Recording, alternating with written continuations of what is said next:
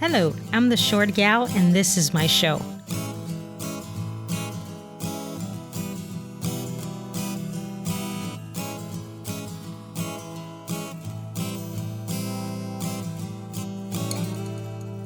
This show is not just for short gals. That's right, I'm talking to you fellas, short or tall.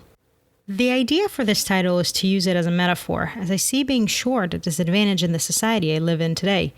But this podcast is not about stature. It's about conversations and sometimes monologues on how people have been able to overcome challenges. It's about society, leadership, and advice. Episode 7, Challenge. How do I focus if I have ADHD? Dear listeners, I'm not here to prescribe anything or give you the perfect formula to eliminate distractions. I can only tell you what's worked for me and what I do on a daily basis to understand and deal with my highly distractible mind and still be able to perform optimally. Please consult with a doctor, therapist, priest, or best friend before trying anything you haven't done before. When I met my husband about 14 years ago, he was an avid student of enlightenment and meditation. When he moved to my city, one of the things he did within the first few months after settling was to look for a Buddhist center to practice mantra-based meditations. I never went to these sessions with him. I cringed at the mention of meditation. That was something I had never tried at the time, at least not consciously, and it was something I was convinced I couldn't do. I also equated meditations with trying to change my religion, and later I understood that this was not true at all. See, the problem here is that I know I had ADHD, attention deficit hyperactivity disorder. I know you're going to say, all of us have suffered from this distraction, but with me it was very obvious. I couldn't stay seated anywhere. I bounced off the walls. I was loud in school. I would interrupt my parents' gatherings at home with a display of air guitar, which was pure embarrassment to them. And I would jump up and down and talk a lot, as much as a soccer commentator, if you can imagine. I was, of course, highly distractible and unable to focus. I could not finish any activity, and through all of school, I needed one-on-one tutoring because I couldn't concentrate. There was no such thing as ADD or ADHD when I was growing up, not as a diagnosis at least. I was born in the 80s, and I was a child in the early 90s, and all I heard about me was that I was one of those lazy kids. I've asked my parents, and my mom can tell you that knowing what she knows now, she's convinced that I had some sort of hyperactive disorder. But my parents were never encouraged to have me start some sort of therapy. That wasn't done in the 80s or 90s. I was always a pretty mediocre student from K to 12. I excelled in languages, including my first language. I guess you could say I wasn't a total loser. I did remarkably well at university, mostly thanks to my memory and the fact that a lot of the subjects involved creative and abstract thinking. At this time, I discovered hard work when I had an incredibly busy schedule. I was going full-time to university, so I was taking about 5 courses per semester, and I had a part-time job teaching English as a second language. This would shape my work ethic and turned me into a workaholic. But it wouldn't cure my distractibility. All of us in the Western world got distracted in the 2000s, and we have the internet and later the smartphones to thank for. This only exacerbated my lack of focus. But remember I told you, I compensated the lack of focus with extra work. And I say to this day, I may not be the smartest person in the room, but no one can outwork me. I'll push myself to exhaustion if I have to. Sometime in 2009, I finally went to a doctor to discuss my lack of focus. I had some tests done, and unfortunately this was not the right doctor. He specialized in ADD, but in children and teenagers. So he said to me, if you were able to get through college, then you may not have ADD, but you do exhibit some other symptoms. So he gave me some medication that just didn't do anything, but make me a little tired. So I didn't even finish the first bottle, and I was back where I started with my ADHD and no guidance. Fast forward now to 2016. All of this time, I had read articles, bought a book on distraction, but never finished it. This is very common in us people with ADHD.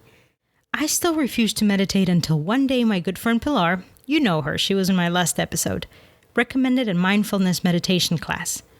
Oh, mindfulness, the new buzzword. So what is mindfulness?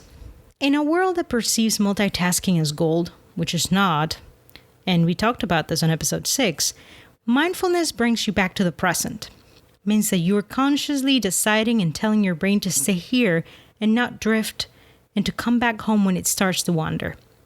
Quote, mindfulness is the basic human ability to be fully present, aware of where we are and what we're doing, and not overly reactive or overwhelmed by what's going on around us. End quote. And this was taken from mindful.org. So I began attending these mindfulness group sessions, and this was when I first discovered the power of meditation. So from here, I will number the techniques that I use to help me with distraction. So I began attending these mindfulness sessions here locally in the Clearwater area. We started with a short 5-minute body scan, which was at the time a great way to introduce me to meditation, as it was short enough for me to do. We explored other meditation practices, including a walking meditation, which is still one of my favorites. The motion keeps my mind occupied. Our mindfulness coach also recommended mantra-based meditation, which I do to this day. The SATANAMA meditation, which refers to infinity, life, death, and rebirth, is a melody and chant. I also follow the notes with my fingers, and this keeps me busy while I focus on every syllable and note of this chant. I see the most benefits of my SATANAMA meditation if done in the morning, and I'm also able to do this for close to 15 minutes with minimal thought drifting. For mid-morning or afternoon meditations, I find that body scans and mindfulness meditations work best, as long as they are no longer than 10 minutes. Mindfulness meditation at night puts me to sleep. I don't have issues to fall asleep, so I don't need anything to help me get a shut eye, so I don't practice meditation at night. The benefits of meditation are endless, from quieting the mind to setting the brain to a different vibration that lasts beyond the time of meditation. Some people choose to do TM or transcendental meditation as their go-to practice. Number 2, I use creativity to focus my distraction. My podcast is one of them. This fuels my motivation. Some of the things that I do are I change my various WordPress websites, work on my podcast, play music, make short, silly videos, edit something for work, write the descriptions of prototypes for a new invention.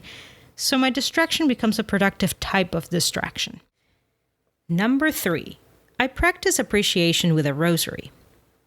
I found a use for the rosary, which is not to recite the Hail Marys, which I only do now with my grandparents or at Christmas. I use the rosary beads to say what I'm thankful for using each bead. This helps me stay on track. I now have a beautiful blue rosary I brought from the Vatican, and it's my fidget spinner, you would say. Number 4, I batch tasks. I've learned this by listening and reading different authors and coaches. Tony Robbins talks about chunking, which is similar. Tim Ferriss talks about it too, on the 4-Hour Week book. What this means is that I allocate a certain amount of time to tasks under the same topic and allow no distractions during that time. For example, from 10 to 11 a.m. answer emails. From 11 to 12 work on X project. This makes me a lot more efficient and less distractible. Number 5, I am very much capable of learning on my own, but I know that I get very impatient, so I prefer most of the times one-on-one sessions with an expert. The simple fact that I know that the person in front of me deserves respect makes me try my best to be in the present. Number 6. I'm an obsessive list maker and I establish rewards for myself on tasks performed, so this again keeps me focused. There are pros of having such a distractible mind and attention deficit. One of them is that I cut through the clutter to get to the important part of things. I don't get caught up in the minutia. It also helps me be a faster decision maker. I have to say that I usually do have a plan of action for any situation readily available in my brain, and I think it is because I don't want to overwhelm myself with a long process. Some things deserve to be thought through, but on the day-to-day, we can make decisions a lot faster than we do. If you are like me and waited about 13 years to try meditation because you don't think you can do it and are convinced that you cannot do it, just try it, even if it is to bring you to the present for 5 minutes. What can you try right now? There are lots of guided meditations online. If you feel like doing 10 minutes, Headspace is a good app to start. Look for moments to practice mindfulness. You can do this when you're eating, by savoring each bite, and you can do this while looking out the window and retelling yourself what you're seeing. There's a tree there and 2 birds on that branch, etc., etc. Well, this has been my experience living and coping with attention deficit. Tell me if you have experienced something similar and what you're doing to deal with it.